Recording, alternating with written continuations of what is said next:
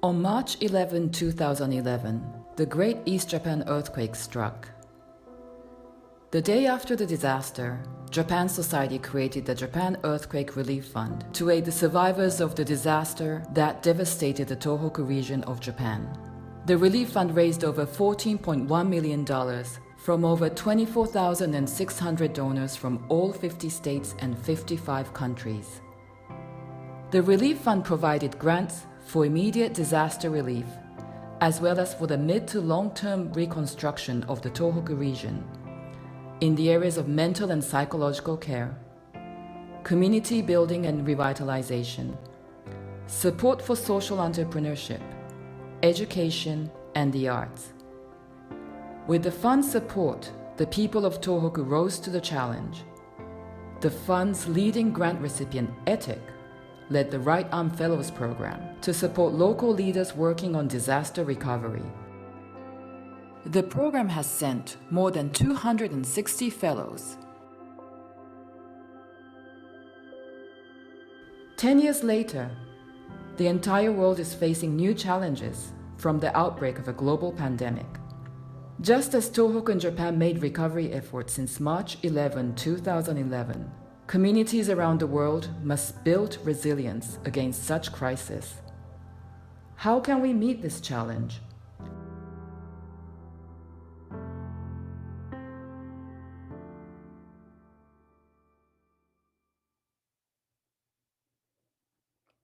Good evening from here in the US and good morning to our guests in Japan.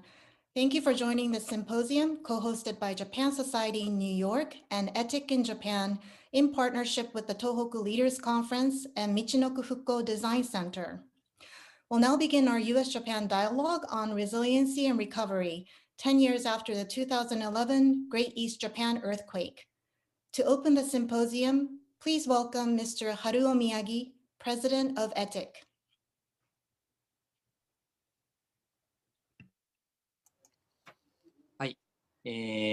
Thank you. Good afternoon, everybody. Japan Society and also American people, together with them, we are able to commemorate the 10th anniversary of the Great East Japan earthquake. I am very excited. 10 years ago, many people lost lives. After that, Tohoku people tried hard to reconstruct and rebuild. That process has been supported by Japan Society and also many Americans who made donations. Their support has been a tremendous encouragement for Tohoku people. I appreciate that. We have Tohoku leaders and American leaders who will be speaking with us, looking back the past 10 years to explore the future possibility further. I hope this forum will provide that opportunity. At this point in time, before we proceed with the program, for those who have been affected by Tohoku Great East Japan earthquake, I would like to offer a silent prayer together with you.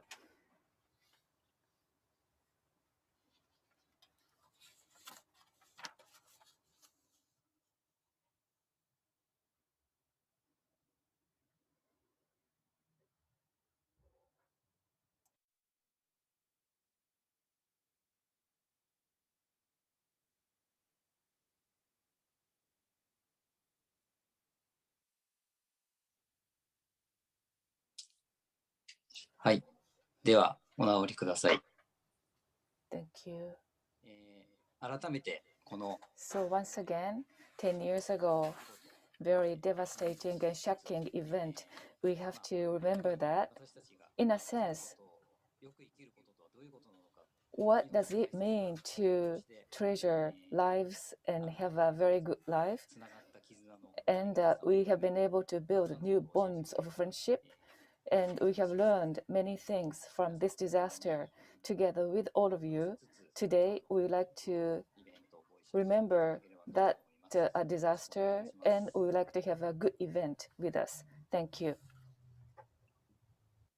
Thank you so much, Miyagi-san. Now please welcome Dr. Joshua Walker, President and CEO of Japan Society in New York, who will moderate our keynote dialogue, Resilience, Lessons from Tohoku. Thank you, Kazuyo. Thank you, Miyagi-san. Thank you, ETIC, and thank you all for joining us today. As we reflect on the lessons from 10 years ago, this panel is really going to focus on the lessons of resiliency from the inside, the inner resiliency that really made the entire world appreciate the strength of the people of Tohoku. We have two experts that really speak directly to these areas. So let me first start by introducing who they are. We first have Imamura-san, who is the president and CEO of the NPO Katariba. She founded Katariba in 2001 to offer high school students in Japan learning opportunities. And since 3/11, Katariba works to offer a place to learn and belong for children in all kinds of situations. She's doing great work there, focused directly on the people in need of educational support. She's also providing free PC rentals and Wi-Fi access to families facing financial difficulties. She also teaches and serves on various committees and advises the Japanese government on education. Imamura-san, thank you for joining us. And joining Imamura-san is Professor Dr. Jeremy Hunter, who is the Associate Professor of Practice at Drucker School of Management at Claremont Graduate University. He teaches courses on the executive mind and the practice of self-management. He's also the founding director of the Executive Mind Leadership Institute and is a pioneer in the field of mindfulness and leadership. I can't think of two better individuals to talk about the resiliency and the lessons we can learn. So let me start on the ground. Let me start with Imamura-san. Can you talk about the work that you're doing with Katariba, particularly after 3/11? I want to think about the examples and how you're trying to support children who are affected by the disaster to recover and build that resiliency and inner strength that is so important.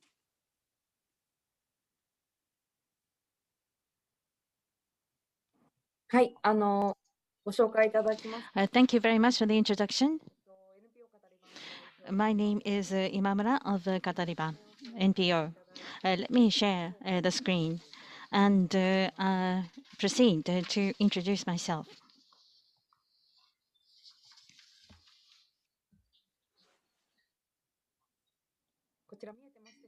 I hope you can see the screen.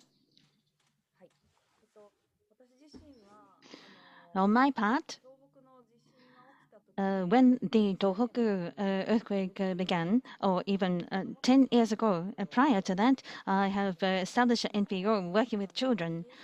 In Japan, the non-profit sector was not strong prior to the Great East Japan earthquake, different to the United States. We had a very low funding power. It wasn't as if we were able to secure human resources. But with the Great East Japan earthquake, we have been shocked. And we shared a common experience. After the Great East Japan earthquake, NPO initiatives were receiving more light. 10 years prior to the Great East earthquake, I have been very active in this activity.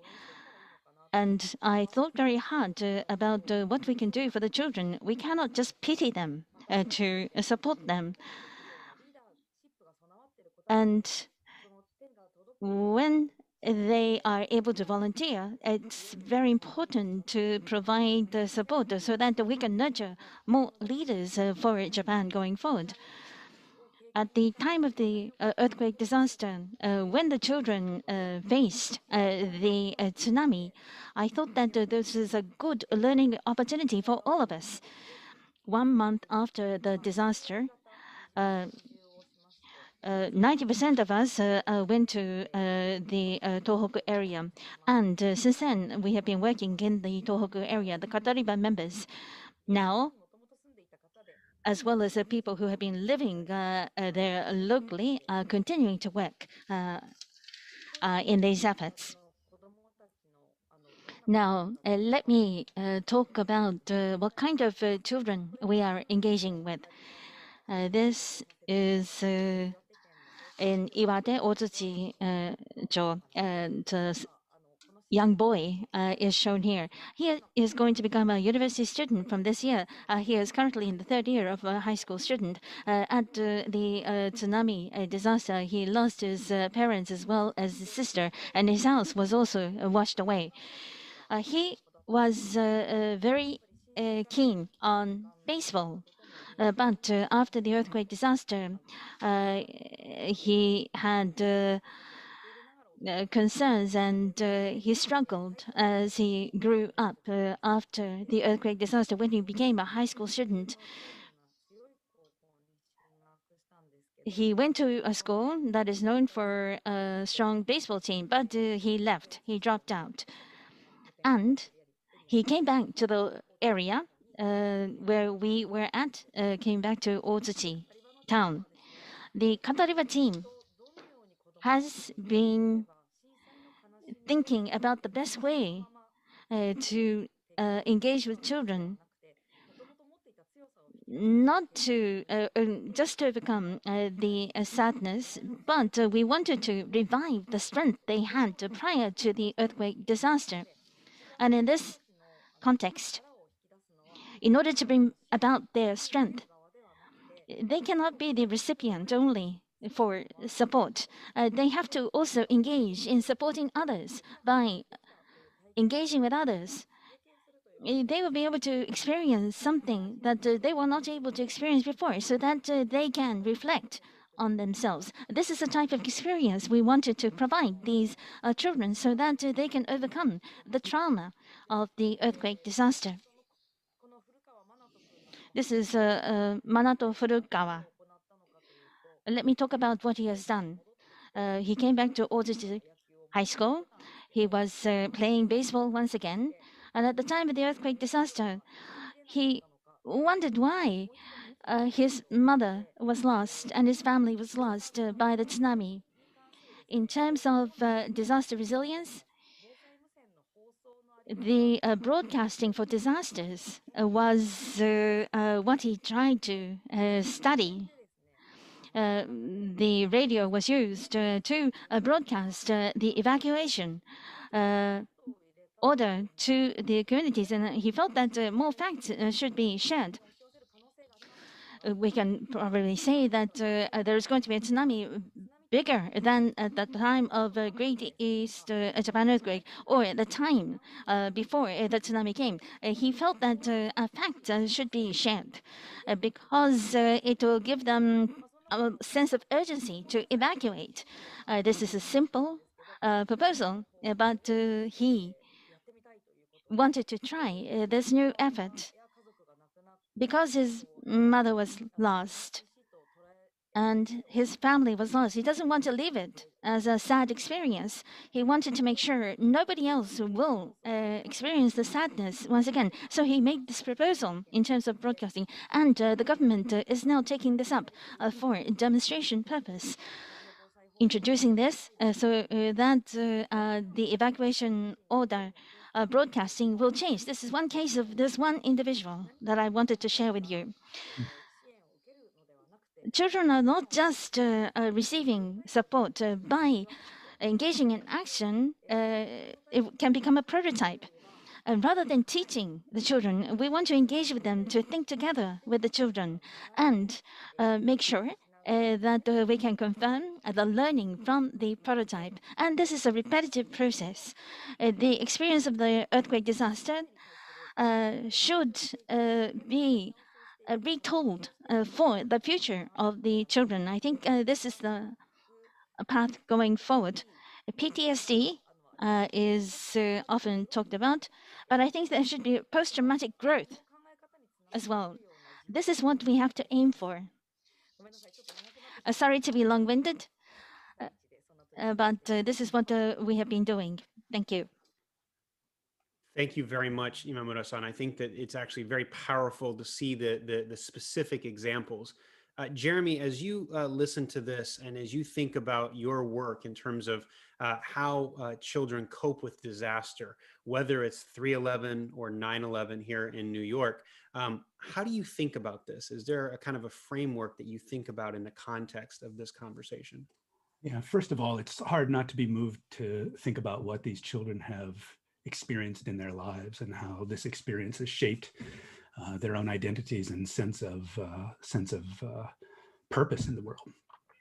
The several things really moved me about this. One was not to make the children victims or to like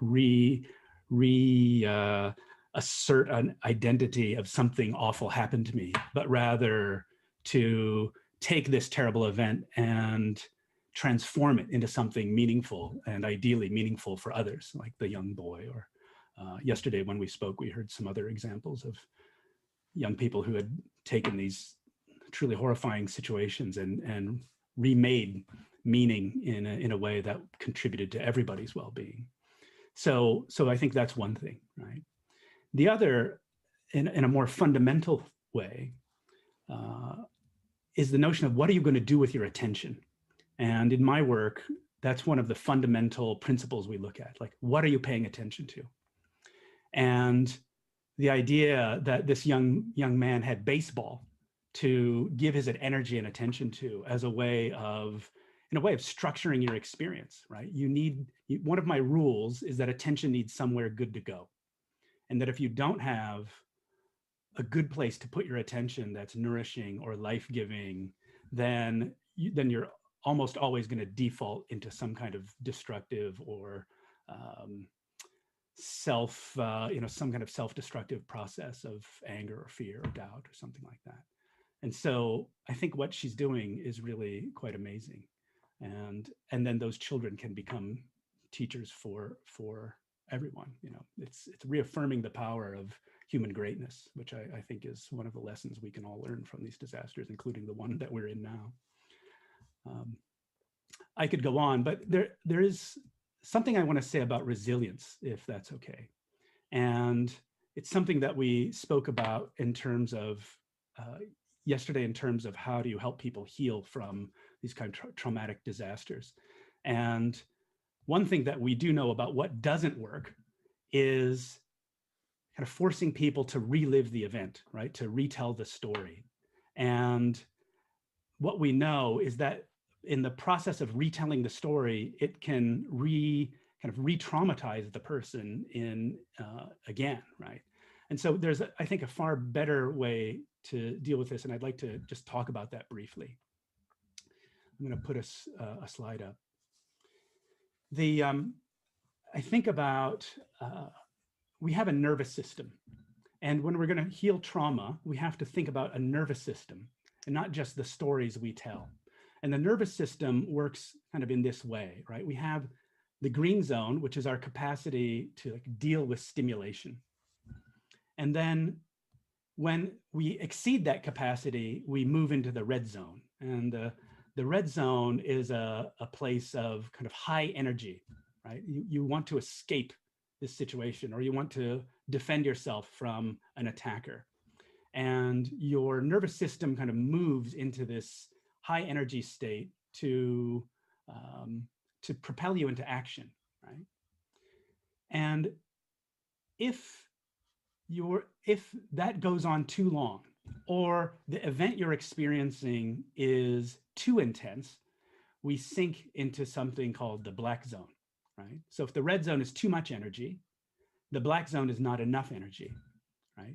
If the red zone is like too much energy and the pot is boiling over, you have a pot that's boiling over, the black zone is not enough energy, the pot is frozen, right? So there's instead of feeling anxious, you feel depressed, or you don't want to see other people, or you withdraw yourself, or you feel numbness or deadness, or you get some kind of autoimmune disease, right? So when we're talking about resilience and healing from trauma, it's far more helpful to think about how do you help somebody manage their nervous system and help return their nervous system to a more healthier state.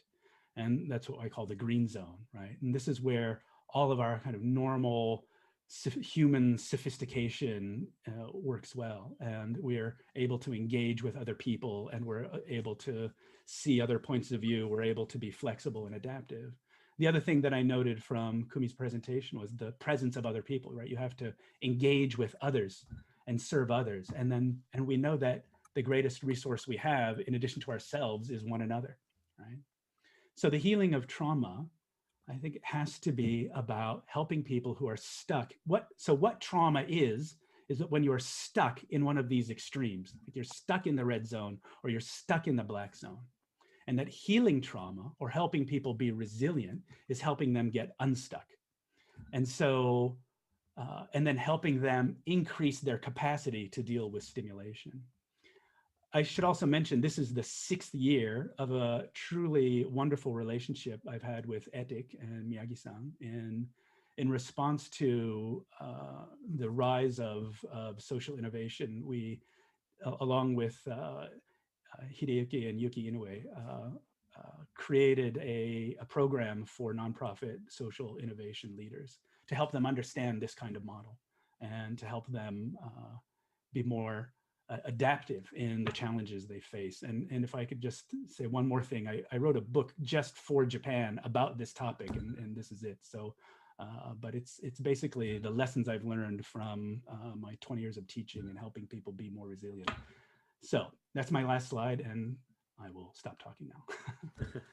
Thank you very much, Jeremy-san.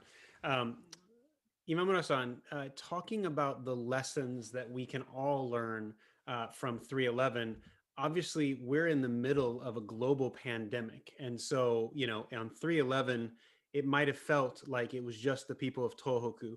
But of course, very quickly after that, your American friends, people from around the world, saw not only the inner resilience of the people of Tohoku, but just the appreciation we all have for Japan. What lessons can we learn from 10 years ago? And how would you apply the lessons that you've been learning with your work in the region to the global pandemic about finding inner resiliency?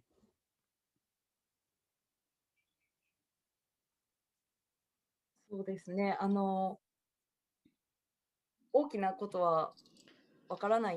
I don't know the grand scheme of what this entails, but with the earthquake disaster, and as we have worked in Tohoku, there was a time last year when all the schools were shut down, and all the school functions stopped throughout Japan because of COVID-19, which means that for people with good relationship with the family, they are quite comfortable at home even without going to school, especially when in puberty.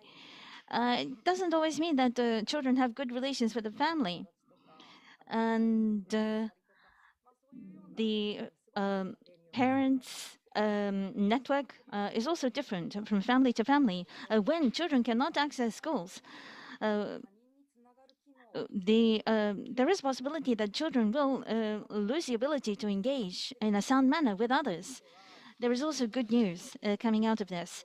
In Nagacho, as well as Hironocho of Fukushima, we were working in Iwate as well. Iwate was not subject to the emergency declaration, but the schools have stopped. But Onagacho and Hironocho did not stop the learning process because the adults in the region thought very hard about what is going to happen. There were some people who didn't have PCs. There were some teachers who did not know how to do online teaching.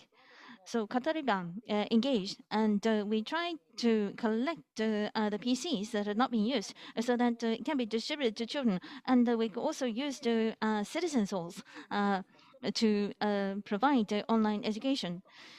Because they have a good collaboration and they know how to deal with the resilience, they were able to deal with the disaster in the advent of COVID-19.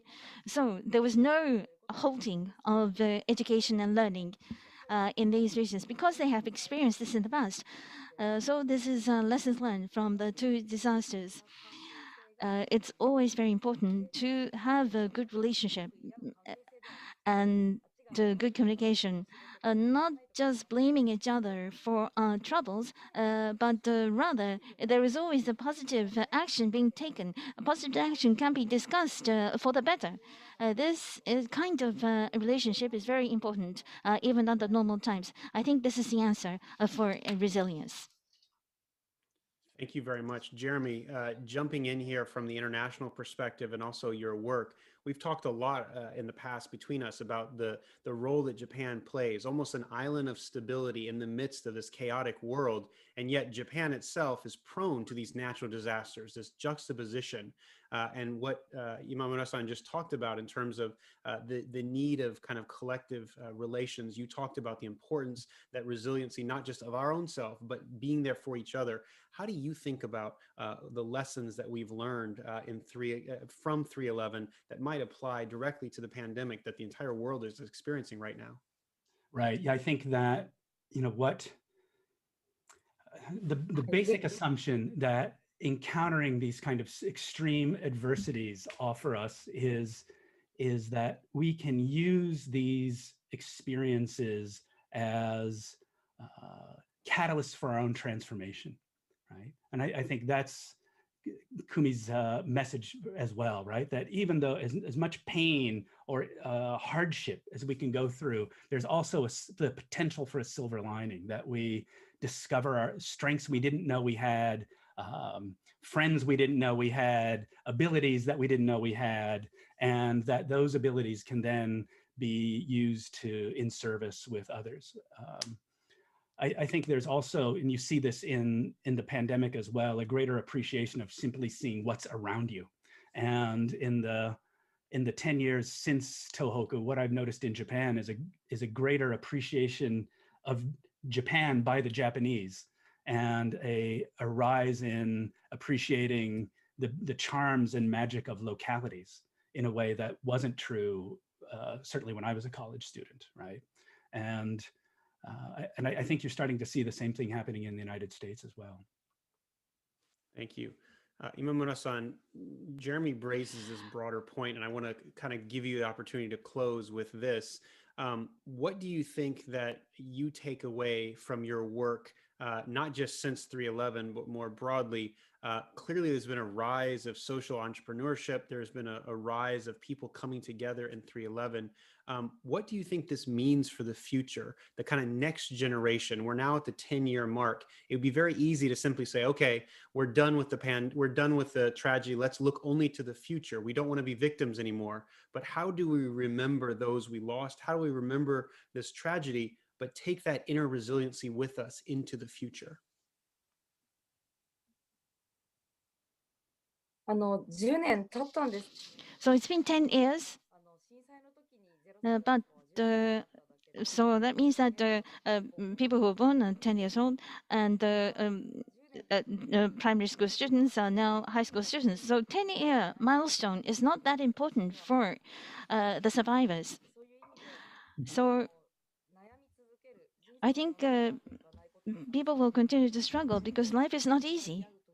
And based on that, I think we have to engage in communication. We have to proceed forward. We don't know what the changes behold in the future, but we have to have a positive sense. If something is missing, we have to overcome this. So different prototypes should be generated so that actions can be taken. We have to continue walking. That is what I would like to convey to the children through the disaster. That is how I feel, and the way I work has changed significantly. Jeremy, over to you for final thoughts. I think, in the midst of this pandemic, right, we have this opportunity to re-examine like what's really important, right? And what's truly important to you. What do you want your life to be about?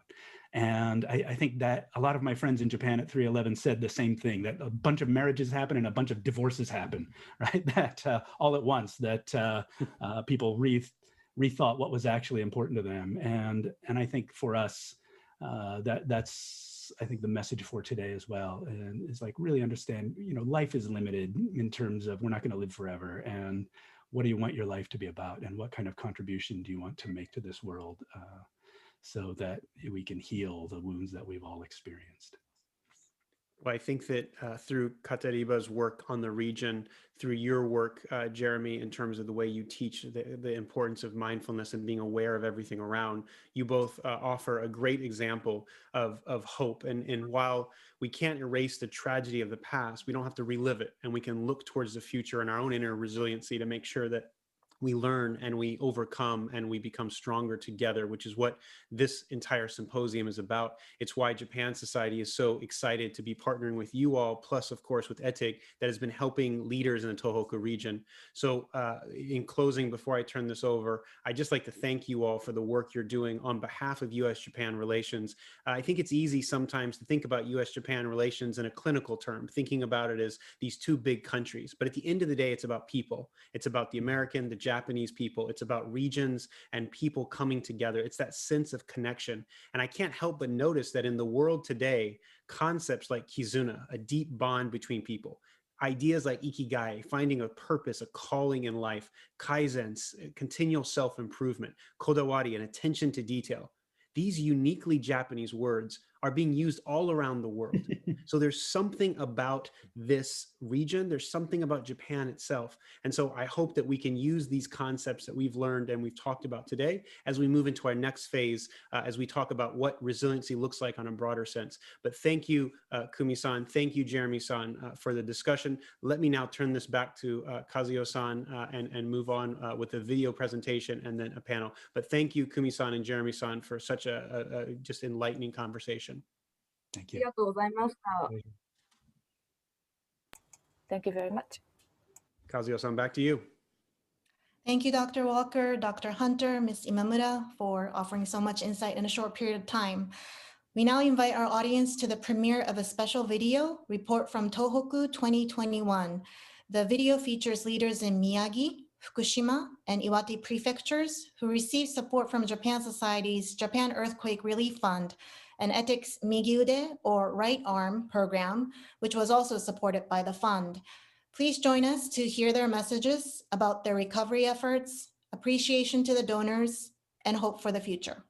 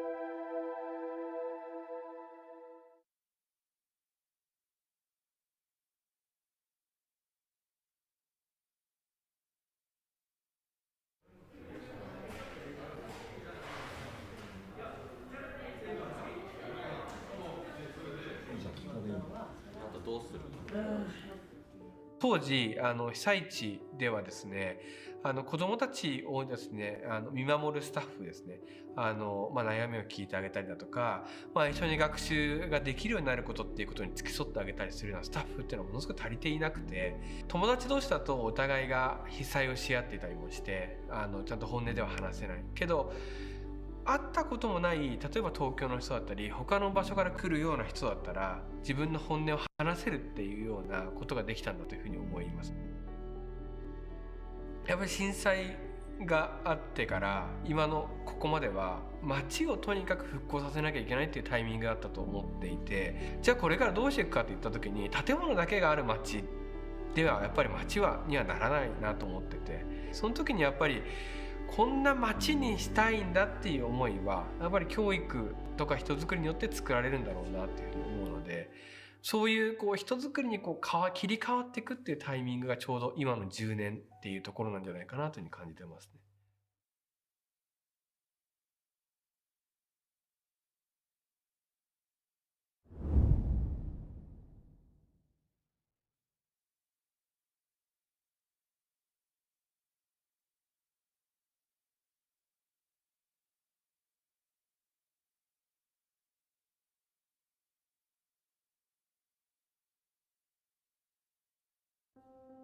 この商店街ってもともとはすごく観光客で溢れるような商店街で、店舗もたくさんあったんですけれども、一時もう全部休止というかゼロ店舗になってしまって、でそこから、人の呼び込みを行って、で今斜め前の方に、カフェを開いた人だったりとか、あとはゲストハウスをやってる方もいらっしゃいますし、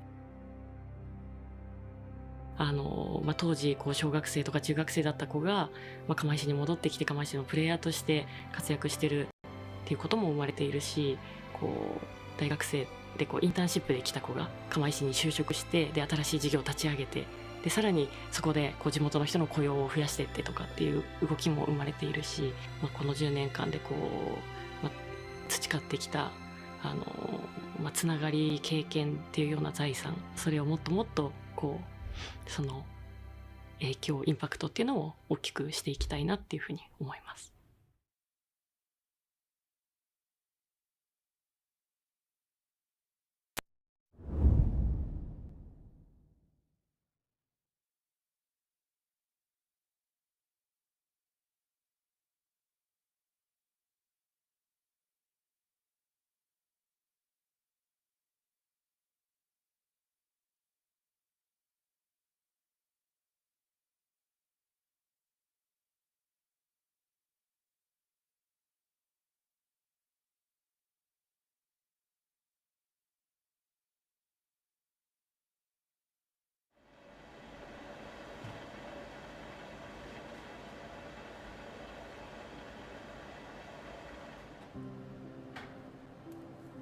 箱庭テラスにも出会って、より自然の魅力みたいなところとか、人が出会う場所があることがどれだけ重要なことなのかみたいなところを少し携わらせていただいているので、もう少し人が自然に日々触れるスポットとして盛り上がっていくように自分が携われたら、長く時間をかけてやっていきたいなと思ってまして、自分の足で歩いてみたりとかして、野草を見たりとか、そういったところから足で稼ぐじゃないですけど、そういったところをやり始めてやりました。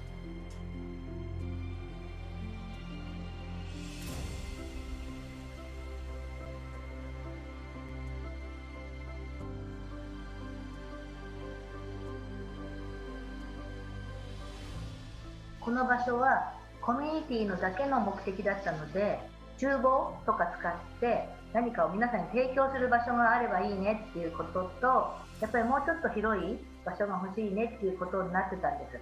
ここに来ることによってなかなかできない運動もできたり、なかなかいろんな人との会話ができないところも会話するようになったしとか、そういうふうにコミュニティが余計広がってきて、楽しく過ごせてくれてる人が増えたんじゃないかなとは思います。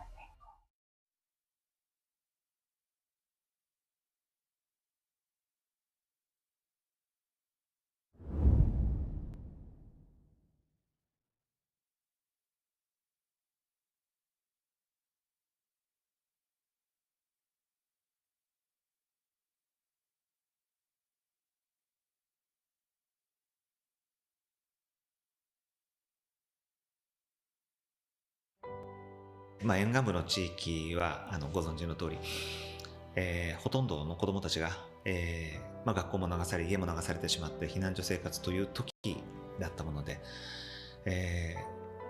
ある意味日本で一番厳しい環境の子どもたちが何が大切かといえば学びの場がすごく大切な時に、一番最初は、中学生ですね、被災した中学生たちが、高校に進学にするにあたって、アフタースクールというのを私たちやらせていただいたんですが、そこのご支援、そして地域を離れてですね暮らしていた子どもたちが故郷に戻る、きっかけにもなった体験学習、漁業体験の施設のご支援の方もいただきました。その時にそのアフタースクールで学んだ子どもたちは無事ですね、高校にも進学し、中にはまた地域に戻ってきてですね、今森ユミウスで働いています。本当に首都圏から、それから地元の子どもたちから、あとは中にはその海外の子どもたちもですね受け入れるような、その体験のプログラムというのを子どもたちの先ほどの循環する暮らしの体験というのをここでしてもらっていたわけなんですけれども、コロナがありまして、今まで積み上げてきたものが一度リセットされたというのが去年、その歩みを止めずに、自分たちが今できることというのをチャレンジし続ける次の10年、フェーズは変わるんですけれども、さらにその進化した取り組みにしていきたいなと思っています。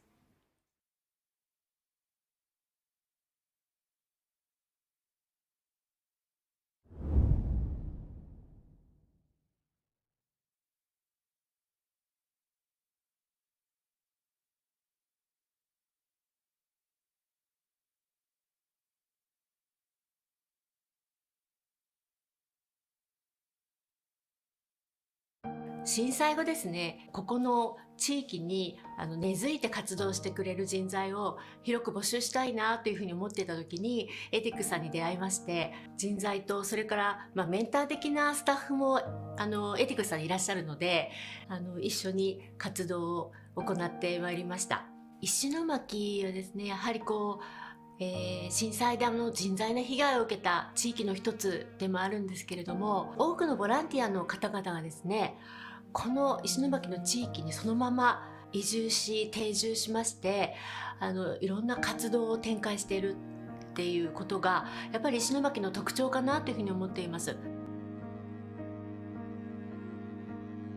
はまぐり浜っていう浜があるんですけど、そこにですね、はまぐりのとこで古民家のカフェを運営している亀山さん、そこに若い人が移住して一緒にカフェを作り上げていったんですけども、そこからですね巣立っていった方々が今はいろんなクリエイティブな活動をしていたりとか、愛さんのビレッジさんのそうですね、帯さんとはですね、障害がある方ですね、いろんな就労の場を作っていこうというところではよくいろんなディスカッションしたり、何か連携できることっていうことで皆さんで集まる場を作ったりとか、そういったリーダーの人たちがですね、移住してくる方とか若い方々を本当に受け入れたりしながら一緒に新しい街を作っていこうという試みをしているっていうことがすごく面白い街だなというふうに私は感じています。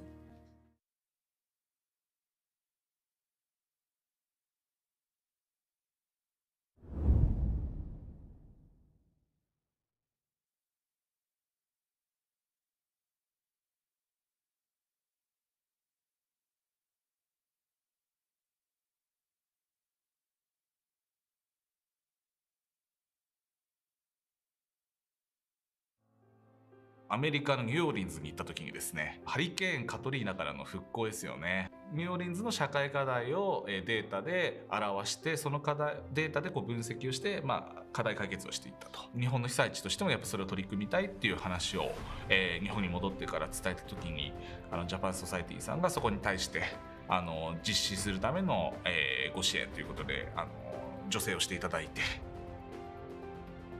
被災地でもやっぱいろんな話が出るわけですよね。でもそれって本当なのどうなのっていうところがわからないことがたくさんあるんですよね。それを聞いて私たちで一個一個データにして見える化していったっていうのが私たちのやったプロジェクトで、田舎に若者がいないのは、仕事がないからだっていうんですよね。職種の幅が広がれば人が増えるっていうか、若い人たちが残るっていうことがなんとなく見えてきたので、創業支援をもっとしっかりやっていこうということで、事業に力を入れたりとか、そういうアクションが私たちもしくは外でも起きていったっていうのがこのデータブックができた後の動きになります。このコロナの去年からの今年までのこの流れを見てですね、ここからどう立ち直ってで元に戻すんじゃなくてどう発展させるかみたいな話をいろんな国の人としたんですよね。こういう危機的な状況の中で私自身も仕事をしてきましたし、世界中でそれやってる人たちがいる、その人たちの持っている知見とかやっぱり考えっていうのはすごく価値のあるものだと思うので、そこでその知恵をどう生かすかみたいなことは考えていかなきゃいけないんだろうなと、それが多分この被災地で僕自身がやらなきゃいけない一つの使命なんだろうなと思って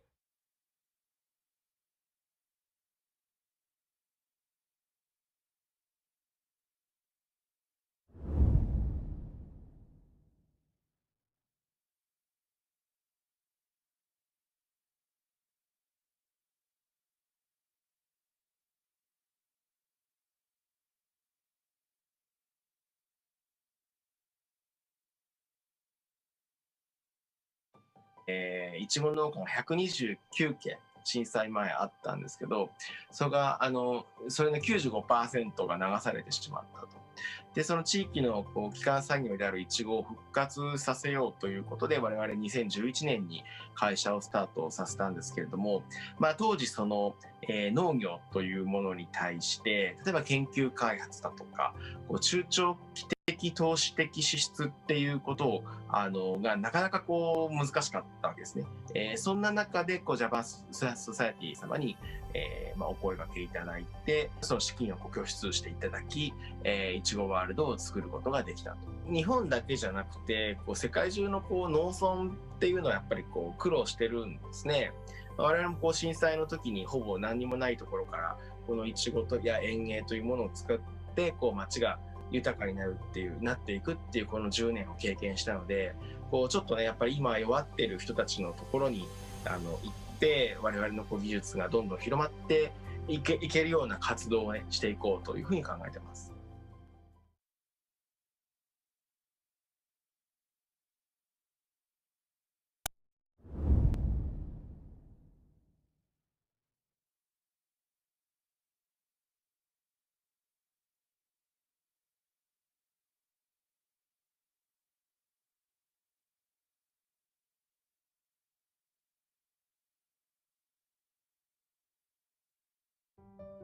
遊び徳島のセンターハウスでは小学生は、再生可能エネルギーの体験学習をしています。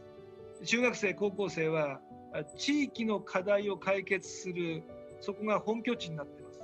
大学生は、将来のありたい社会やありたい自分を内省する場になっています。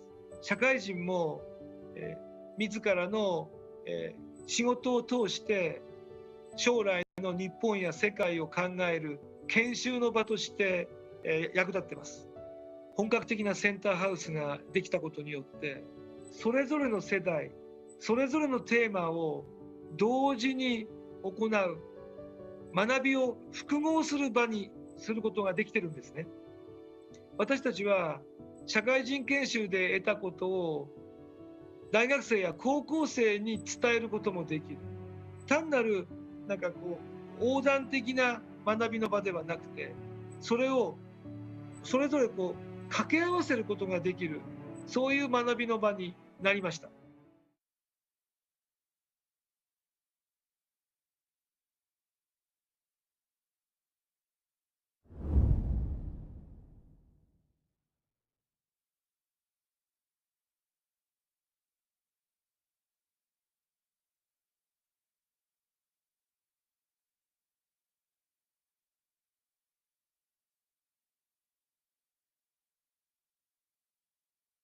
原発事故がですね、本当にショックで、自分の目で見て、肌で感じながら何ができるか、しばらく考えていたとき、右腕プログラムというのに出会いまして、いざ避難指示解除になったときに、役場でも民間でもなかなかできないことがたくさんあってですね、それを実現していくための会社を立ち上げていく必要があるということで、まちづくり浪江が誕生したと。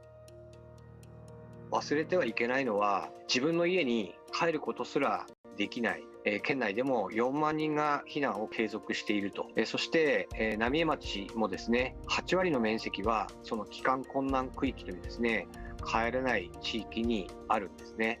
10年一区切りと言われるかもしれませんが、いやいやまだまだこれからなんだって、自分の力のある限りですね、仲間と共に、この町をつないでいけるかっていうことがですね、これからのチャレンジになっていくかなというふうな思いでおります。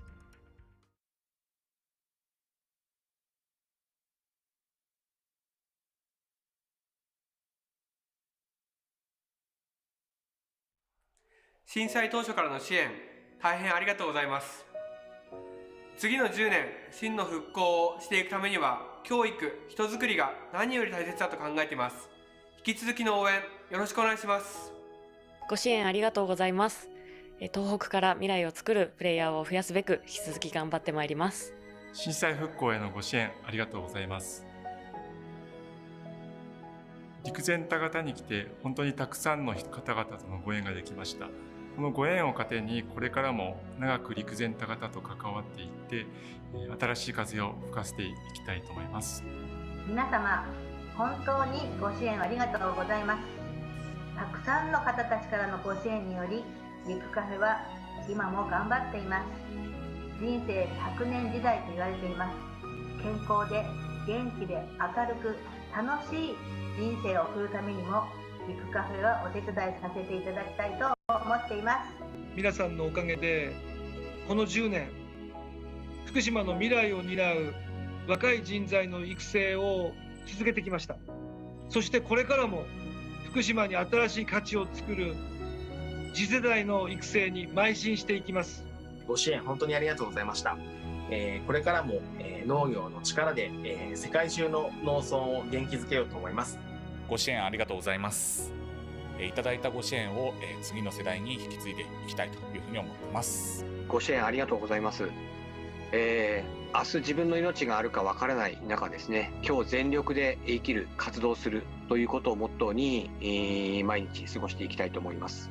震災後にたくさんの方々にご支援をいただきましてありがとうございます。私たちはこれから多様性のある方々が暮らしやすいまちづくりを目指して参りたいと思っております。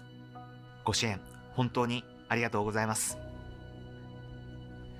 これからは自然の循環だけではなく地域の人の循環も生み出していきたいと思います。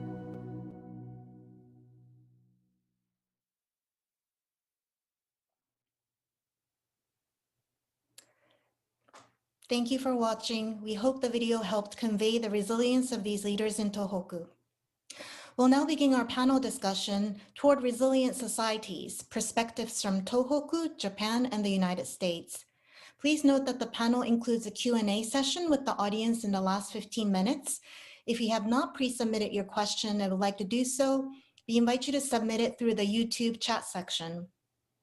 Now, please welcome our moderator, Dr. Daniel Aldrich, Professor of Political Science, Public Policy, and Urban Affairs, and Director of the Security and Resilience Studies Program at Northeastern University.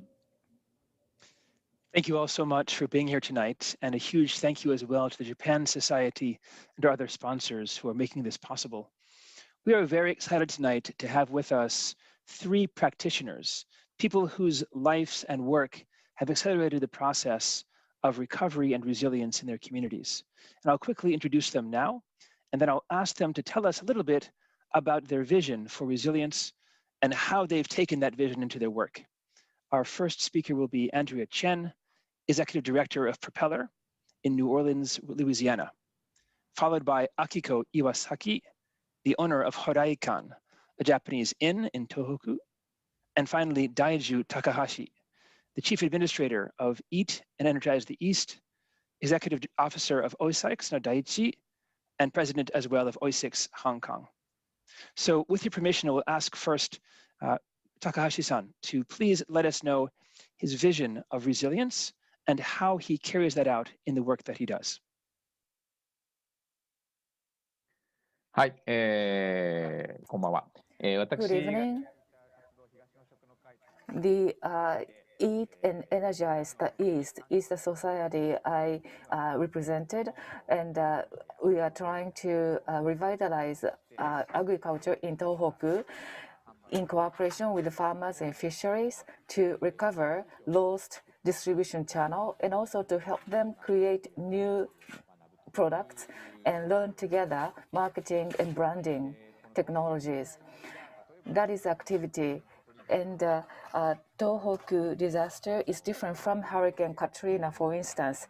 Tsunami arrived. They devastated infrastructure, factories, and paddy fields all together. However, the big difference is that that was coupled with a nuclear disaster as well. As a result, the confidence in food safety has been toppled or lost. That is a big difference between Tohoku disaster and Hurricane Katrina. And we have been working together, and naturally, what is important in order to restore confidence, we have to base our information on science. We have to provide science data to prove safety. For example, in Fukushima, all the rice packs are tested with standards which is more strict compared to international standards. So all the packages and bags have been tested. However, in retrospect, when it comes to safety, we can use science to assure safety. However, those confidence cannot be restored only with that. We have to go beyond that. So how we have been able to overcome this difficulty, it boils down to people power. Farmers in Tohoku and also fishermen in Tohoku. Can I show you the picture of these fishermen and farmers? This is a picture of fishermen. We organize leaders organization like this. We have been working with them. So we have been able to restore confidence not only through science for safety, but actually people power was most helpful. That is to say, linking directly consumers and producers. The next page, we had a key events like this, and fishermen, and also fish product processors, and also consumers in Tokyo got together. So in this way, if there is a direct contact between people, finally we can regain confidence. This is how we build an industry there. Now, earlier, in the previous session, it was mentioned that these people should not be considered as victims. Rather, I think these people who experienced tragedy are leaders and heroes who have been able to regain lost confidence. This is my activity. Thank you. Thank you tremendously, Takahashi-san. Very interesting. And I think we'll talk more about this idea of people power and the role of connecting local farmers and fishermen to consumers, and also reestablishing trust after a major accident. I'd like to turn next, if we could please, to Iwasaki-san to hear how she envisions resilience and makes it happen in her work.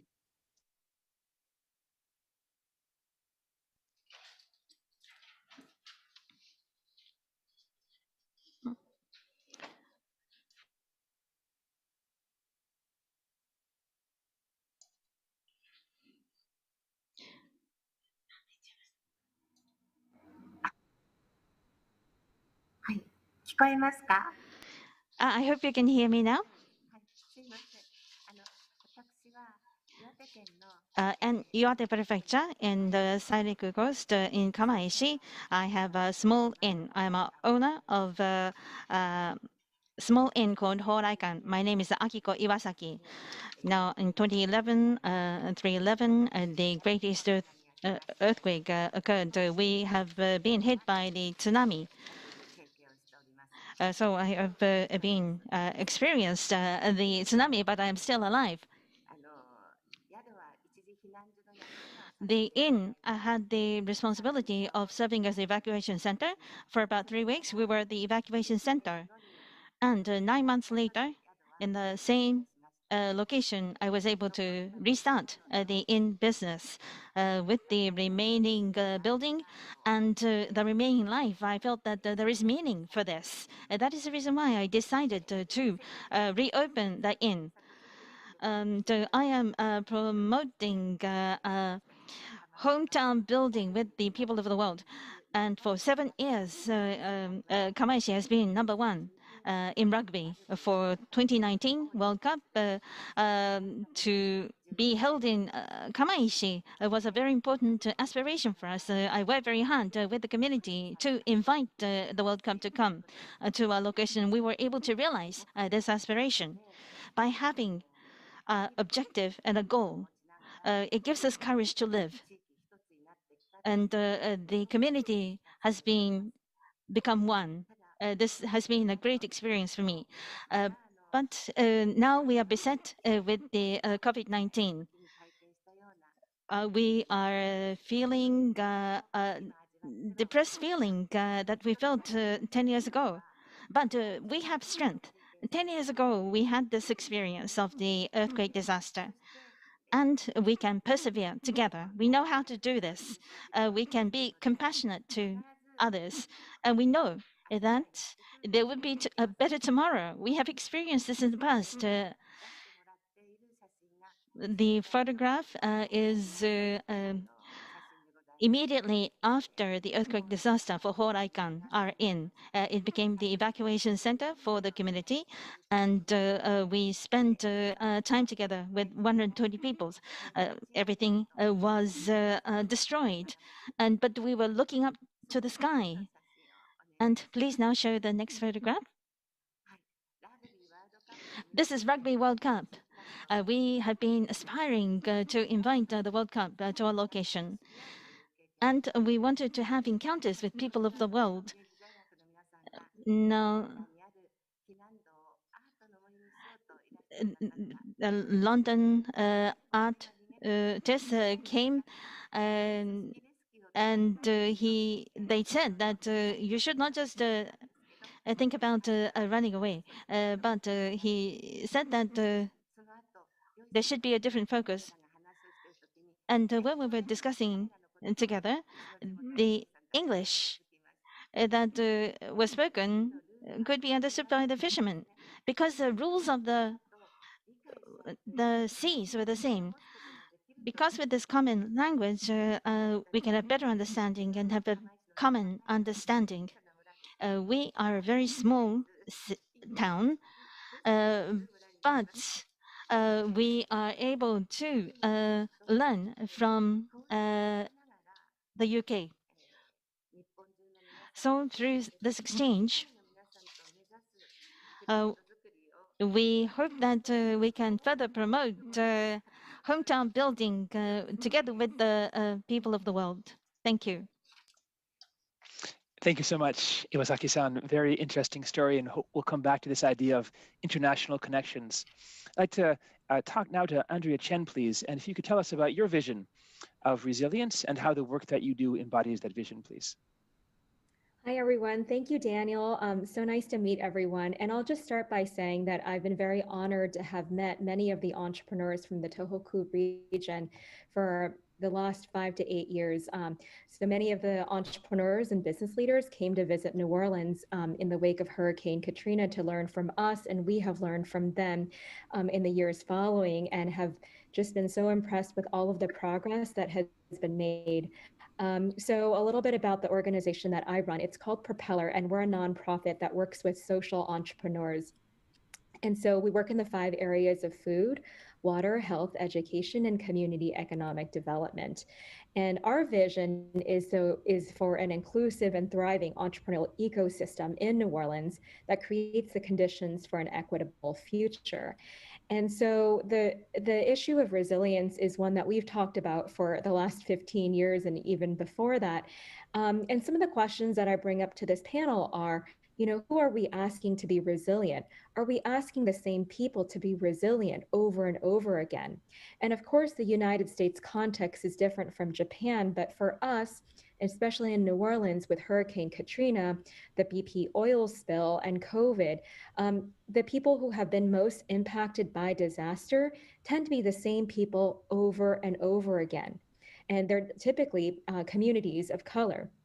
And so for us, our vision of resilience is really to have an equitable system. And people can only take so much when it's the same people who are impacted by the disasters the most. That's not fair. And people can only take so much. So I'll give a quick example for us in terms of COVID. A lot of the funding for the entrepreneurs, we have a program called the Payroll Protection Program. Well, most of the funding went to white-owned, male-owned companies, and much less of that money went to entrepreneurs of color, Black entrepreneurs, Latinx, Indigenous, Asian, and also for smaller businesses. So if we want our communities to bounce back faster and healthier, we really need to make sure that we have an equitable system, an inclusive system to begin with. Thank you so much. And that's incredibly true. The same communities over and over again are vulnerable to these kind of shocks, whether it's COVID-19 or whether something like Hurricane Katrina. We've been fortunate to get a number of questions from the audience. And if it's okay with the panel, I'd like to pose to all 3 of you each time a question and have each of you respond.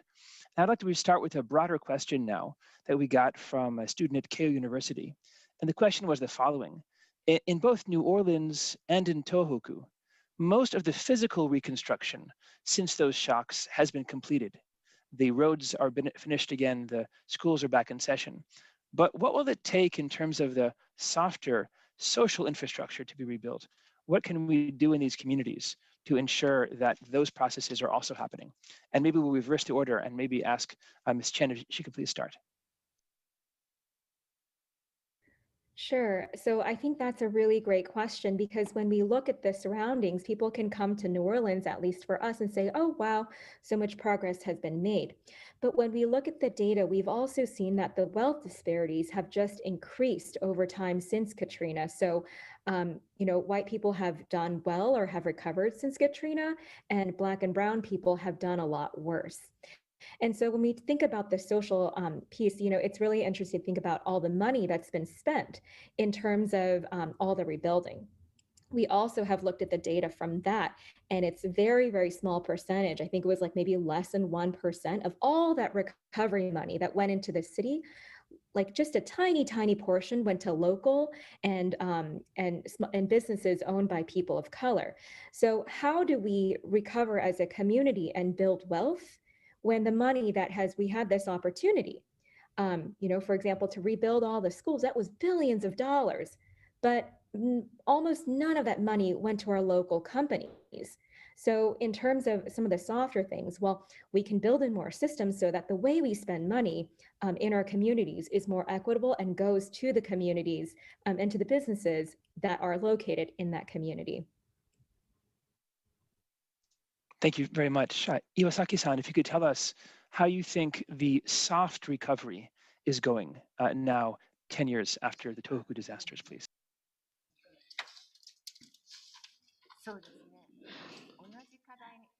Now, I think there are similar challenges in the past 10 years. Infrastructure reconstruction has made progress for safety. So plans were laid down by the government, and the landscape has changed significantly. But the economic funding use is not clearly linked to the local community. That is not clear. Even for the communities, local community, we don't really understand how it has been spent. The reconstruction fund, we understand that it has been used in infrastructure reconstruction. I can understand that. But what I'm trying to achieve now is not to rely on others for making improvements. I think communities must take the initiative to think about how we want to rebuild our community. And this perspective was lacking in the past process. Chan-san, you mentioned that the numbers are very important. It should be verified. We must ask for this information to the government, and we have to also speak up from the point of view of the community on what we would like to see happen going forward. This is been 10 years. We can't just stand idle and be waiting. We have to take the initiative. We have to show the vision. We want to express what we need to do so that more budget can be earmarked for this effort. But now, with your encounter, with the encounter with you, social entrepreneurship, I don't understand that very well, but this bond is very important, and this will give us more impetus to take action. So it has been a very good learning experience for me. Thank you. Thank you so much. Takahashi-san, if you'd tell us what you think about this maybe gap between the physical and the social infrastructure spending in your experience, please.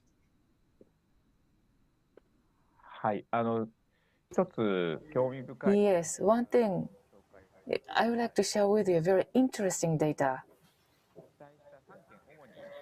So the three prefectures mainly affected, Iwate, Miyagi, Fukushima, these are the three major prefectures suffered. After the disaster, according to local community survey, physical satisfaction and mental satisfaction survey was conducted around the country. And the Tohoku three prefectures, in terms of physical satisfaction, has declined compared to national average because loss of earnings and also housing environment has deteriorated and so forth. When it comes to spiritual and mental satisfaction, for example, as Ms. Iwasaki said, connection with local community, relationship with the family, and also life zest for living. And in these terms, their numbers increased compared to the national average. And that increased particularly after the disaster. Then what is very important can be learned from these statistics. So Tohoku region, after the disaster, many people came in and a lot of relationships and bonds have been nurtured and common goal, they worked for common goal. As a result, the level of happiness and satisfaction of local people has risen. I live in Tokyo, but I go to Tohoku. I commute to Tohoku, but I feel happier in Tohoku actually. According to my census, the three prefectures in Tohoku, in terms of the mental satisfaction, many of local residents are now happier mentally. I can't generalize the situation. However, that's true for most of the people, according to these statistics. This is very interesting. Thank you. Fantastic. Thank you for those really detailed and personal answers that you gave. Another question that we got was about the histories of disasters, both in New Orleans and Japan. Both the Gulf Coast of New Orleans and Tohoku in Japan generally have a long history with shocks and crisis. Do you think these disasters that we're talking about, the Tohoku 311 disaster and Hurricane Katrina, were they somehow different than past disasters, or was there more in common with the kind of shocks? And maybe we'll start with Takahashi-san. Well, as I said earlier, the major difference is as follows. There was impact of the nuclear power accident, or activity impact. That complicated the situation twice or three times, even further. So, having said that, I work with people in Fukushima, and I feel from that activity, the bigger the challenge is, the resilience people, the more resilient people are, they try to stand up again. I center around Fukushima in my activities, and I feel energy from people in Fukushima, particularly. That energy, the farmers and fishermen in Tohoku, they all say unanimously, we can't win alone because we have to do business. What they are trying to achieve is not to win solely. They want to win with other people surrounding them. They want to make better business together with other people. As Andrea says, if we are to try to be resilient only for yourself, that cannot be a thriving business, and that does not lead to social resilience as a whole. So just being successful on your own solely, it's not interesting. Rather, it is important to try to recover as a society as a whole. So that leads to overall social resilience, I think. Thank you. Thank you very much. Iwasaki-san, if you can tell us if you think things are similar or different to past disasters.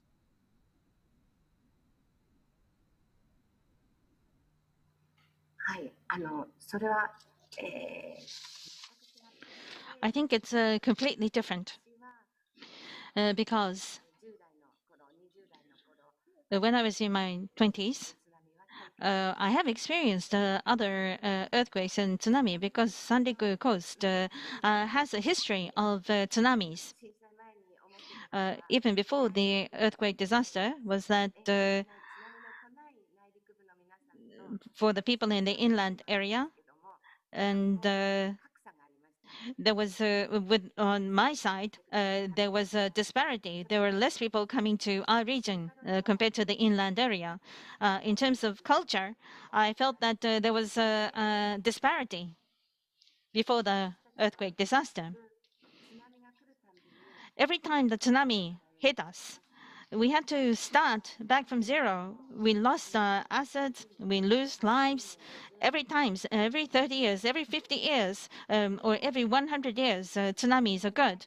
But this tsunami of 311 was a once in a 1,000-year tsunami. It was different to the tsunamis in the past. And because we experienced this tsunami, we realized it takes time to recover. And we have to also emphasize the fact that we are living for the other people who have lost their lives because we have been given our lives. This was a new self-realization for us. Tsunami has occurred many times, and it has we have lost everything. But the loss that we have felt in 311 was much greater than ever before. And that is the reason why we have to spend time to reconstruct the region. This is the difference between 311 and the other tsunamis that have occurred in the past. We need more time this time to reconstruct our hometown. We have to think about the whole of Japan in this effort. This is the learning from 311, and we can engage with the other countries in the world as well. And that is the reason why we can overcome this adversity and we can move forward. That's also a major difference. Thank you. Ms. Chen, if you can let us know how you think Hurricane Katrina compares to other shocks New Orleans has faced. So I think that there are a lot of similarities with a lot of the disasters that the New Orleans region has faced. I think from a more external perspective, you know, obviously the region gets hit by hurricanes, and there have been hurricanes that have hit New Orleans in a much bigger way, and flooding. And then the BP oil spill, that was the largest one we've had, but we've had other oil spills in the Gulf Coast in the past as well. So in that way, I would say that it's all very similar. I think what's different was with Hurricane Katrina is a sheer scale of the destruction, probably similar to the tsunami. It was much bigger than what it had ever been. But I think the things that are similar is that the people who were most impacted by Hurricane Katrina, the BP oil spill, were those with fewer resources. So we keep on coming back to the idea of resilience. Well, if the people who have the least amount of resources are the ones who are taking the brunt of the disaster time and time again, well, how do you build resilience? You're taking away resilience from communities when that happens just over and over again. You've spoken both about how the frequency of tsunamis. Well, I would imagine it's the same communities along the coast who get impacted, maybe not in the same way that the one 10 years ago did, but it's a common occurrence.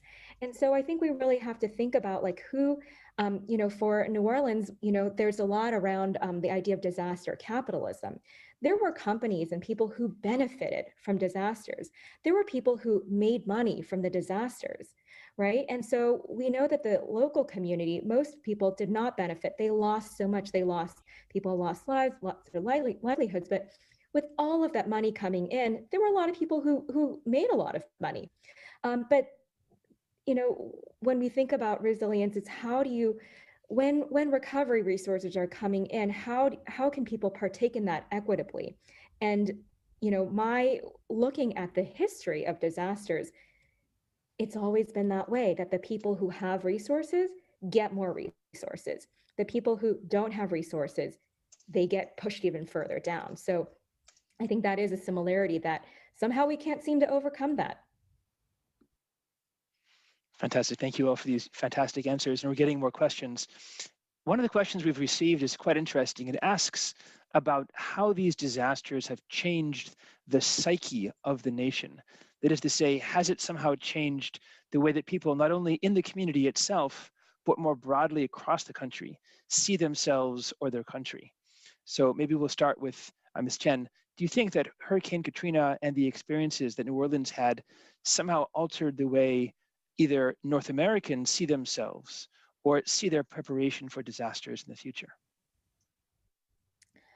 So I would hope to say that it has changed the way our country sees itself, in that it was such a shameful response by our government and by the country to allow this disaster to happen in over so many days. So I think a lot of people, right after the disaster happened, said, "Oh, could this happen in my country? That our response would be this way? We would take care of our neighbors this way?" I think a lot of people had that feeling, and a lot of people, I think, we're getting more of a greater consciousness of the level of racism in our country. And so, in conversations I've had with folks, it's like, oh, this is a thing. If people saw what happened after Katrina, people would realize that racism exists in the United States, and we have to do something to change that. However, people seem to also have a short memory. So a couple years after, or just a couple months after, it's like people's attention's like, oh, forgot that this actually happened in our country. So I would hope that it would change the psyche of our country to be more aware and to be more motivated and to have the will to change. The whole world knows about all of the Black Lives Matter protests over the summer. This has been in our country. It has just been coming up over and over again. We're waiting for things to actually, not waiting, but fighting for things to change. And I think 15 years ago, you might have said, oh, it would have happened now. And we're still facing the same things. Thank you. Iwasaki-san, how about you? Do you think that the 3/11 disasters changed the psyche of Japan, the way that people in Japan see themselves or their readiness for disasters like this in the future?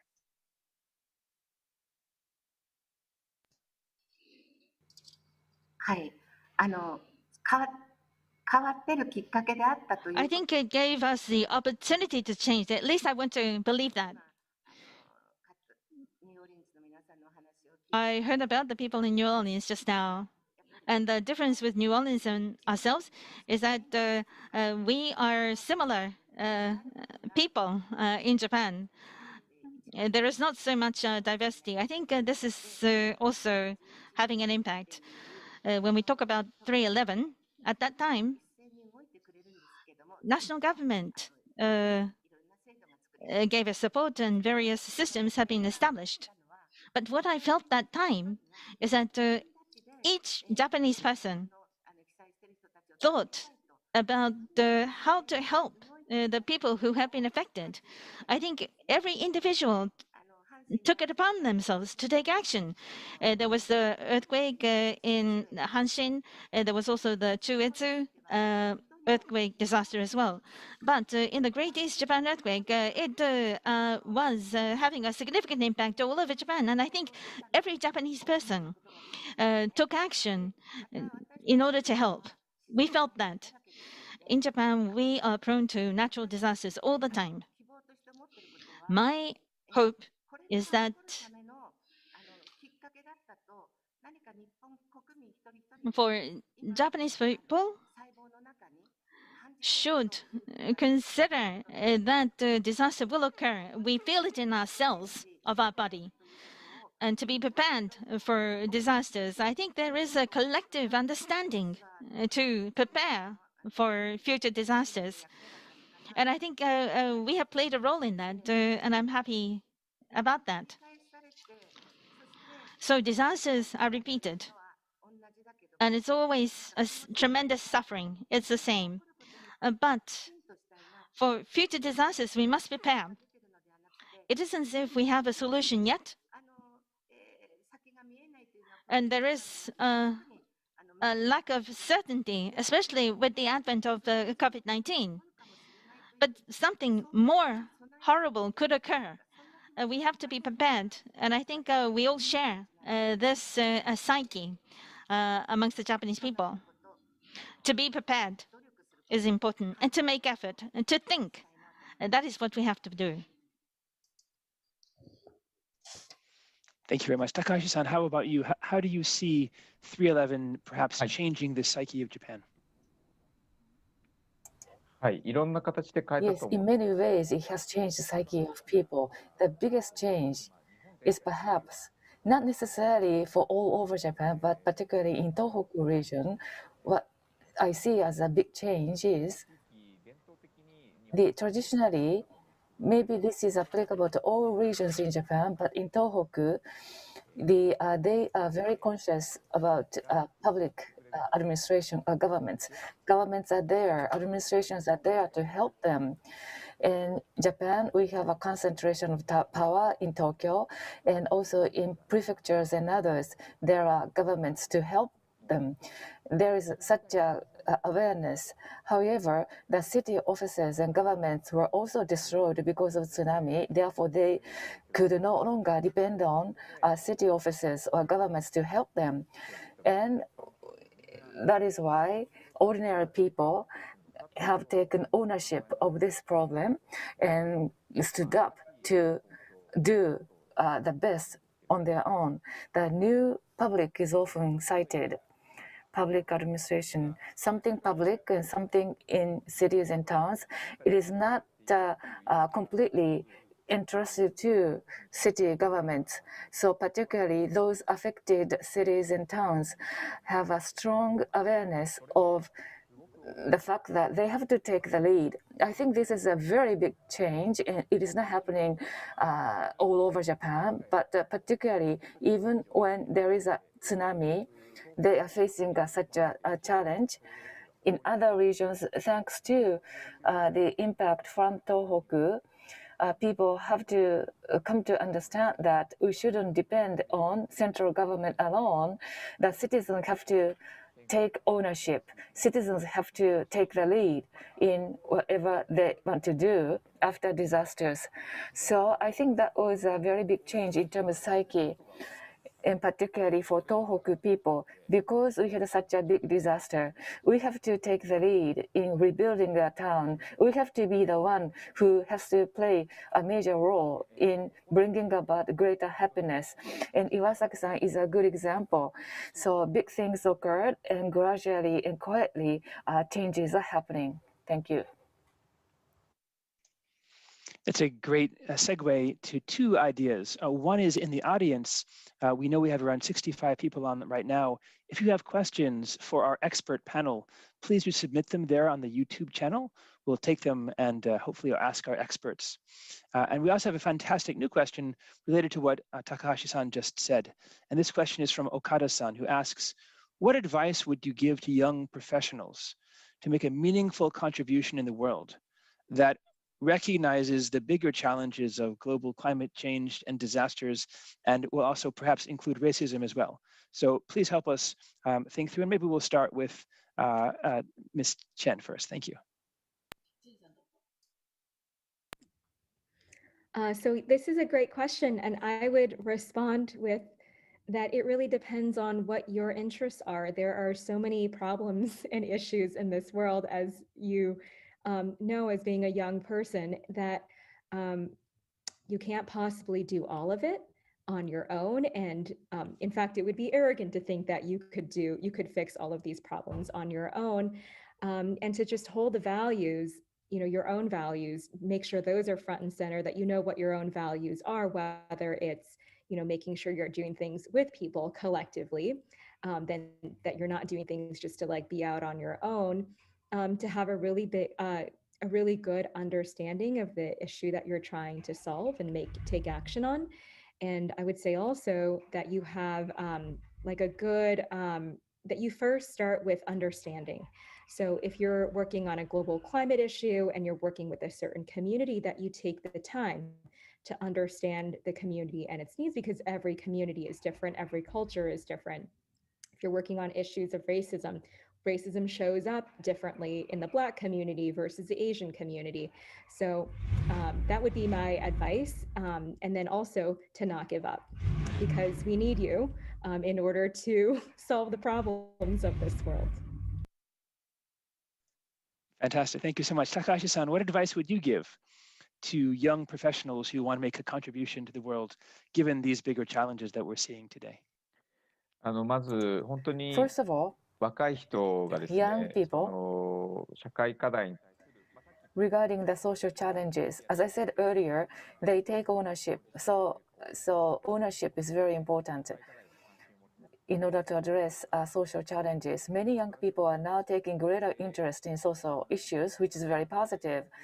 And what is very important, I realized as I work with Tohoku people, at the same time, as Andrea said earlier, it is important to take interest in social challenges. And also at the same time, you have to enjoy that process.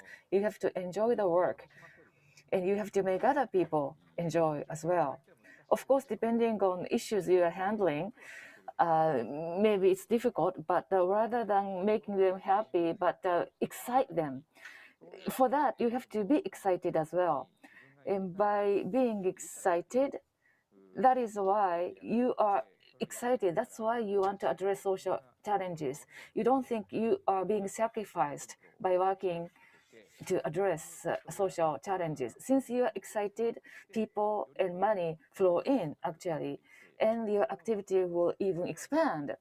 I think that the money or people will come to something exciting, particularly regions like Tohoku or other regions in in Japan are suffering from loss of population. Then in such a communities, how could we create excitement? Not excitement only for you, but excitement in relation to social issues. So excitement, creation of excitement is very important, I think. Excellent. Thank you so much. And maybe Osaka-san, please let us know what advice you would give to young entrepreneurs trying to make the kind of success that we've seen with you.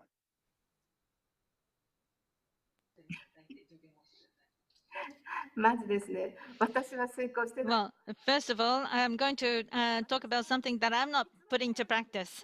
I'm still struggling. So I have been able to restart the inn, working together with young people, and to provide this inn for the travelers coming to us. But in terms of management, I cannot say it has been successful. Banks are telling me that they can no longer support unless performance improves. That's what the banks are telling me. So all the time, I'm struggling, but I am always looking forward and striving forward. Now, I can do this because there are young people. They are the driving force. Takashi mentioned that excitement has to be shown, and young people can bring about this excitement, which will lead to the future. And that is the reason why we can also strive forward, supporting me. We are living here in this location, and we want to continue living here. We have no other choice. But by having young people join us, it gives a sense of excitement, and it will give us a pathway toward the future. So for the young people, please have a challenging spirit and expand your network and nurture your power to realize your initiatives. If you come to the affected area, everyone is necessary. Everyone is indispensable in this region. When you come to this location to find themselves, the affected area will have a role for everyone. This is the affected areas characteristic. So please be courageous and come to this region. When I went to New Orleans, you showed me this dream after the Hurricane Katrina. In New Orleans, there were people coming to bring about something new, not afraid of mistakes. This is what New Orleans showed me and taught me. And after Katrina, the way you were overcoming your adversity has taught us, not by criticizing mistakes, but to bring about challenges. The original model was from New Orleans. It's so fantastic that we've had learning between our panel members and the interchange already between New Orleans and Tohoku. What a great thing to hear. And by the way, I've heard an update. We actually have 250 people watching this panel right now. So congratulations for our panelists for bringing people on board. We have a very interesting question focused for our Japanese panelists on nuclear energy.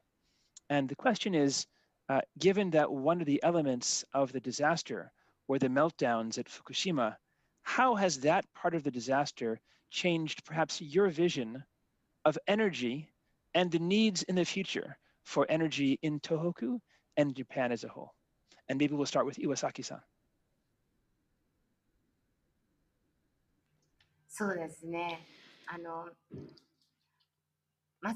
Let me address that. Before talking about the energy,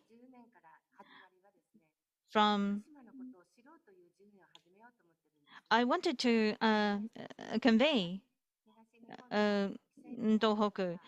We are affected area, but so far we have only been focused on our own prefecture, but we want to look toward the Miyagi prefecture. We want to also share the pain of the people in Fukushima as well. In East Japan, there is the prevailing view and challenges to make the future better. So we want to bond with Fukushima so that we can provide a model for having a safe community with energy. With the nuclear power plant accident, we have learned, and we have to learn more. And we want to bring about new energies for the affected area and going forward.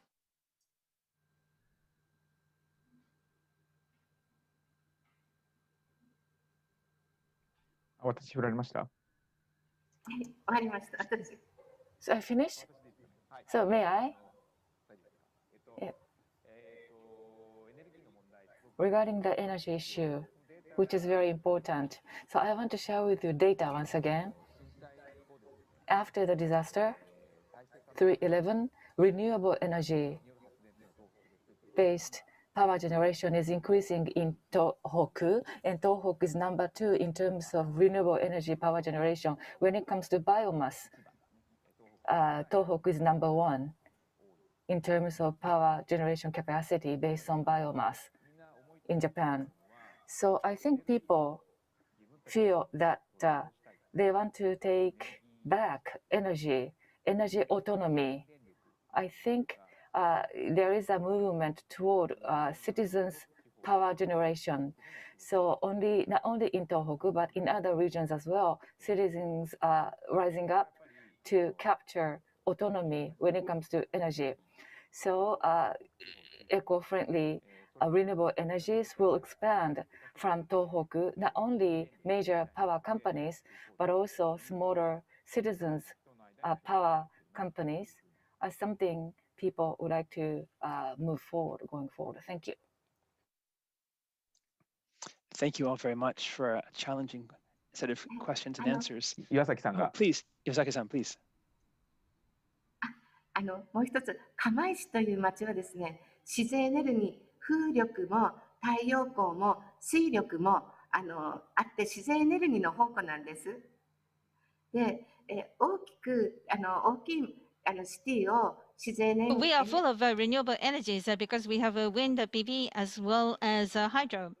But in Kamaishi City, we would like to further promote the combination of different renewable energies so that it can generate power for the whole community. We hope that we can establish a good model. So demonstration will be required that it can be done. And I hope it can be done in Kamaishi City. Thank you very much. This next question is a very tough one. We know right now here in America, Asian Americans have been facing anti-Asian violence during the pandemic. And we also know, unfortunately, in Tohoku, some people from Fukushima faced discrimination because of fears over radiation.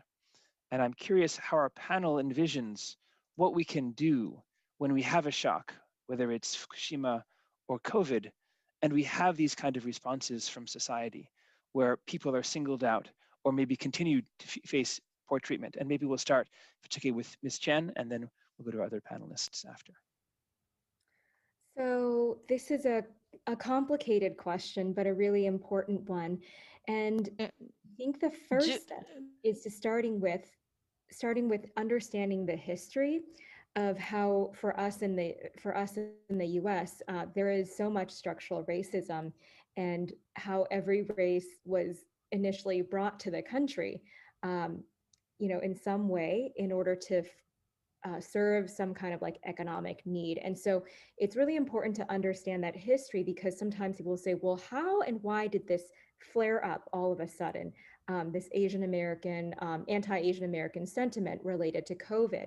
But it's important to understand how Asians came, Japanese, Chinese, Thai, how people immigrated to the country in the first place, what rules were put in place. All the things around discrimination that were put into our policy of like not being able to own property, lynchings that happened, right after, in the Midwest, after, people building the railroads and the competition there. And that has been baked into the history of our country. And it happens that this, like an event like COVID, for some was an opportunity to revive some of those sentiments. So I think it's important to understand the history in order to fight against that, because there are other policies in place that have been built into our institutions that continue to discriminate not only against Asian Americans, but Black people, Latinx people. And I think in terms of how do we combat that, I think that as people of color, we need to make sure that we collectively understand that the bigger issue is racism, not just against Asian people, but against all people of color, and that we support and stand with each other when any kind of group is being attacked and discriminated against. Thank you very much. This is indeed a tough question. Takahashi-san, maybe you have any insights on this idea of discrimination and prejudice coming out during times of crisis. Yes, personally, I think this is a very serious issue. How can I say? It's easy to say, let's stop something like that. However, it's very difficult to overcome such a situation. There are several things. For example, there is a major trend, not only related only to race issue, racism, but the echo chamber or filter bubble, as we call it. That is to say, information is put on online and you can get a lot of information electronically. So information which is palatable to your ear is only something you want to get. So you are selecting information, and the dichotomy, black or white, or good or bad, that kind of information is flooding over to you. So people tend to be more and more prejudiced. I think this is what's happening in the world. So concrete action that we may take when we try to communicate something to the world, dichotomy is not something to be used as a guide. So we have to be very cautious when we communicate information. Of course, we have to be owner of an issue, and if we take ownership, then we can't talk something in terms of dichotomy, black or white things. Echo chamber, you feel very comfortable in your echo chamber, in your ordinary community, and you get information only within the limit of that. And in that, you say something based on black or white, a dichotomy. Then, so what we can do is to try to restrain doing something like that, and intentionally you jump into a community that you don't belong to and get information from various sources and get information of different types. And another point, there is an issue of poverty. As I said earlier, the economic structure has to be changed. Andrea has been emphasizing this right from the beginning. So you can't be sole winner. So if we are to accelerate the competition, which facilitates sole winner kind of competition, I think that will be a loss of power in the society as a whole. Therefore, not only racial disparity, but also financial disparity and religious gaps of all these kinds will increase. Therefore, we have to change fundamentally the structure of economy. That's important. So it's very easy to say something critical like this, but what is important is to operationalize such views. Tohoku suffered such a major disaster, and also Fukushima had another difficult issue. And Fukushima or Tohoku, if they can create a role model to avoid the division in society, that would be wonderful. Thank you. Thank you very much. Iwasaki-san, I wonder if you can give us your thoughts on this idea of discrimination after a crisis.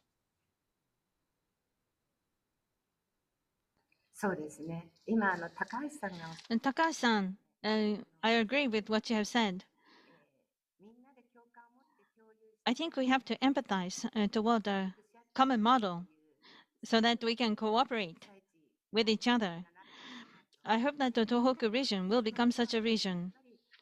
And what is important here is a systematic economic guarantee is required. It has to be equity in terms of education. That's very important. Imamura-san of Katariba spoke today.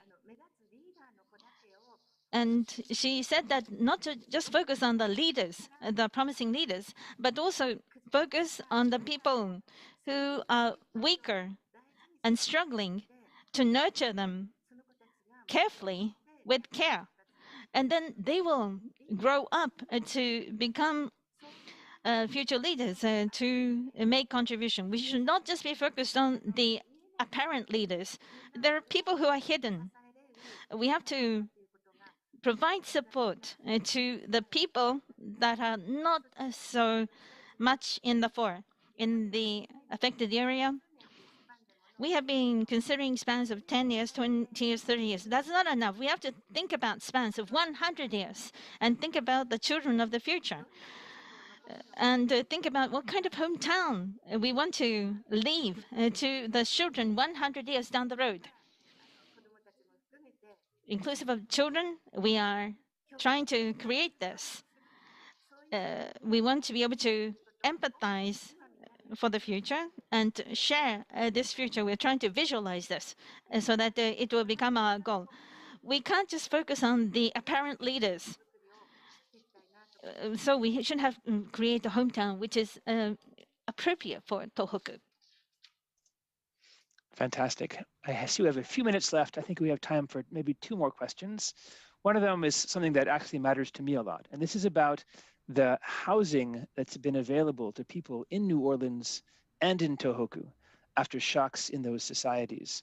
As someone who lived in New Orleans during Hurricane Katrina and survived with my family, and someone who studied 3/11, I've seen both the FEMA trailers in North America and the temporary housing shelters in Japan, and they're quite similar. They're very, very hot in the summer.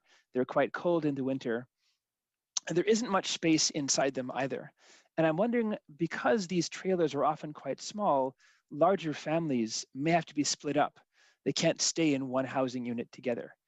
Does the panel have any thoughts about post-disaster housing or housing more generally that can help us move through these kind of challenges? So Iwasaki-san, maybe if you can tell us what you think. 私は仮設を2回引っ越して、Well, I have relocated to temporary housing and don't have my house yet. I'm still in temporary housing. そうですね、仮設住居空間がきちんとできる。Now, living space will give us the will to move forward. It is a very important source of motivation because when you have housing, clothes, and food, you can move forward. You need the three in place.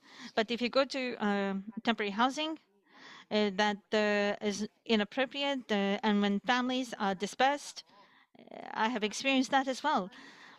So it's very important to have appropriate housing. You don't have to rush, but there are hotels and apartments available. There could be alternative housing provided.